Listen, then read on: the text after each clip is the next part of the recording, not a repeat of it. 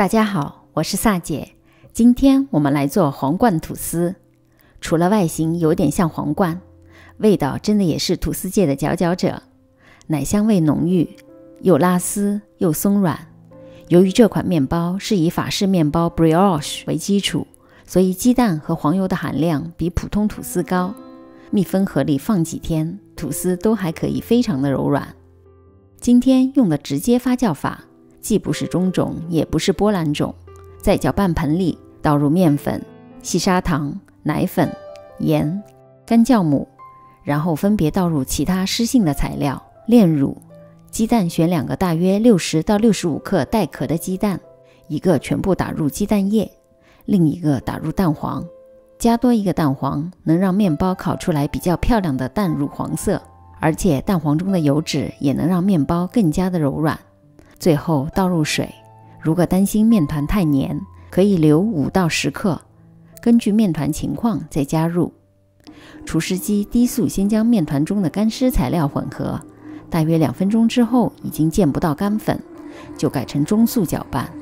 这是一个比较粘手和粘底的面团，需要每隔1到2分钟刮一下搅拌盆壁和底部的面团。差不多搅拌了12分钟左右，面团基本已经不粘底了，开始出现粗膜，拉开洞口还是锯齿形的。这时就可以放入软化的黄油，中速搅拌10分钟左右。等面团完全不粘手了，而且变得非常的柔软有延展性，举一小块做手套膜的测试，慢慢的向四周拉开，相当的轻薄，捅破洞的边缘也是十分光滑。把面团不断往底部折叠，让表面变得很光滑。碗里喷一点油防粘，在25到30度的环境下醒发到2倍大。发酵所需时间的长短根据温度而决定。发酵好的面团一拉开，看看里面漂亮的蜂窝状，有一股淡淡的酒香味儿。发好的面团感觉特别的轻，不需要揉，分成4等份，每份大约130克左右。把面团往底部折叠，然后搓成4个表面光滑、封口朝下的圆形，盖上保鲜膜，松弛15分钟。把松弛好的面团光滑面朝下，拍打排气。如果排气排得不彻底，吐司表面就会因为有小气泡显得不光滑。擀成一个长蛇形，一边擀一边感受面团里的小气泡继续被挤压了出来。卷起，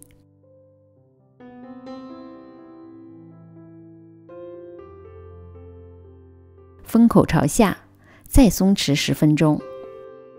今天我用的吐司模具是做标准的450克吐司，喷一点油可以方便脱模。松弛好的面团封口朝上，擀成一个宽度和吐司盒差不多的长条。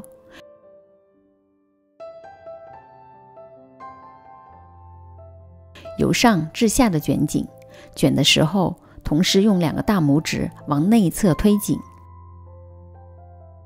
封口位置碾薄一点。侧面看大约2圈半的样子。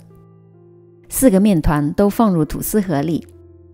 烤箱我设定了35度，放了1碗热水，用喷壶喷水，湿度达到 75% 到 85% 之间，可以每隔20分钟往烤箱里喷1次水。皇冠吐司的特点就是膨胀的比较高，所以第2次发酵发到差不多9分满，大约离吐司盒顶部1公分的距离。轻轻地按压表面，会有小凹痕，慢慢地反弹。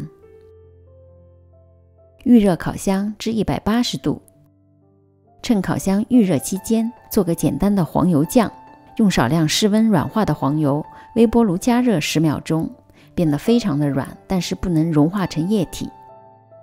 加入1小勺白糖，搅拌均匀。现在应该是固体状态，如果太软，可以放入冰箱里10分钟，让黄油凝固一点。把剪刀在水里蘸湿，快速在面团上剪一刀，以免剪刀粘在面团上。其他3个面分别都开一个口。把黄油酱放入裱花袋，挤在中间开口的位置。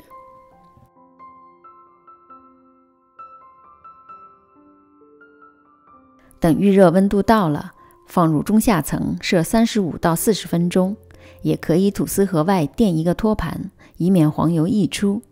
10分钟左右，表面上色，盖上锡纸，继续烘烤。最后1分钟可以揭去锡纸，让表面最终上色。热腾腾的吐司出炉了，趁热在表面抹上融化的黄油，让色泽更油亮诱人。马上脱模散热。漂亮的外形不说，黄油的浓香和柔软拉丝的内部组织，真是尝一口就停不下来了。等彻底放凉之后，放入密封盒里，放上2到3天都没问题。欢迎大家试做并发作业到我的 Facebook 萨姐的南腔北调。如果您喜欢我的视频，别忘了点赞和订阅，有问题也可留言给我。其他视频请进入萨姐的南腔北调观看。我们下集再见。